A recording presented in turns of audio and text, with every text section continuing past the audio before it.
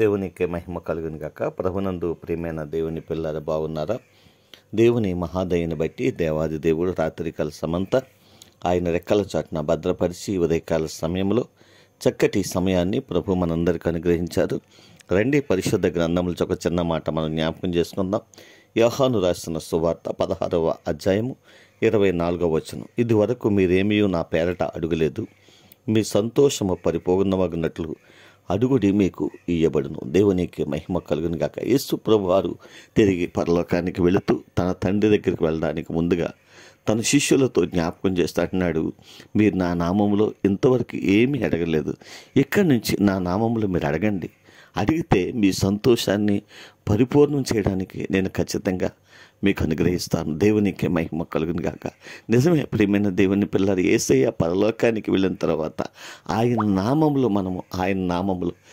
నామాన్ని మనం జ్ఞాపకం చేసుకొని యేసయ్య నామములో మనము ఖచ్చితంగా తండ్రికి ప్రార్థన చేస్తే, ఖచ్చితంగా దేని కొరకు నువ్వు ప్రార్థన చేస్తున్నావో ఆ ప్రతి దాన్ని పొందుకుంటావు అని యేసయ్య చక్కటి వాగ్దానాన్ని తన పిల్లలకి ఇస్తూ ఉన్నాడు. ప్రియమైన దేవుని పిల్లారా, భయపడవద్దు, ధైర్యం కలిగి ఆయన పాదాలు చెంతకు చేరి నీకు ఏ అవసరం ఉందో, ఏ ఇబ్బందికర పరిస్థితి గుండగా నువ్వు వెళుతున్నావు, ఏ సమస్య గుండగా వెళుతున్నావో ఖచ్చితంగా నా యేసయ్య ద్వారా తండ్రికి ప్రార్థన చేయి.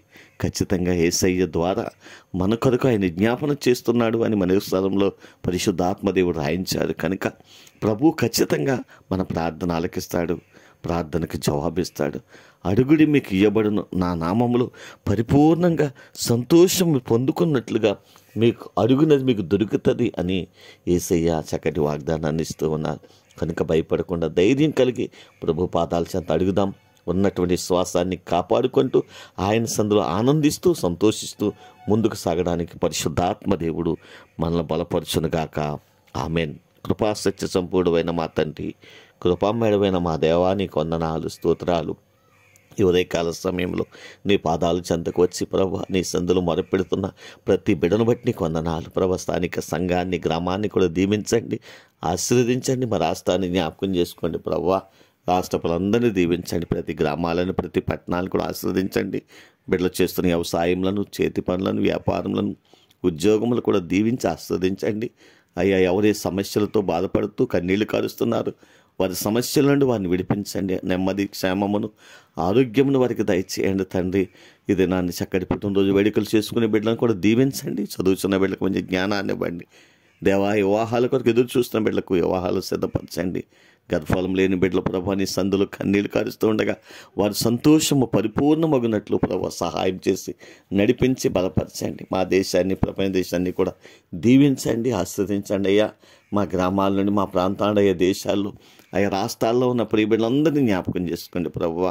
వారి కష్టార్జితం ప్రభు వారికి, వారి బిడలకు ఆశీర్వాదకరంగా, దీవెనకరంగా, మేలుకరంగా మార్చండి. నీ నామాన్ని ప్రేమించి వారు చేస్తున్న పరిచర్యను కూడా దీవించండి. నూరంతల ప్రతిఫలము సమృద్ధిగా నీ నామంలో వారికి అనుగ్రహించి మీరే మహిమాఘనత ప్రభావాలు పొందుదరని యేసయ్య ఉన్నతమైన నామములో ప్రార్థించి స్తుతించి మీకు అప్పగిస్తూ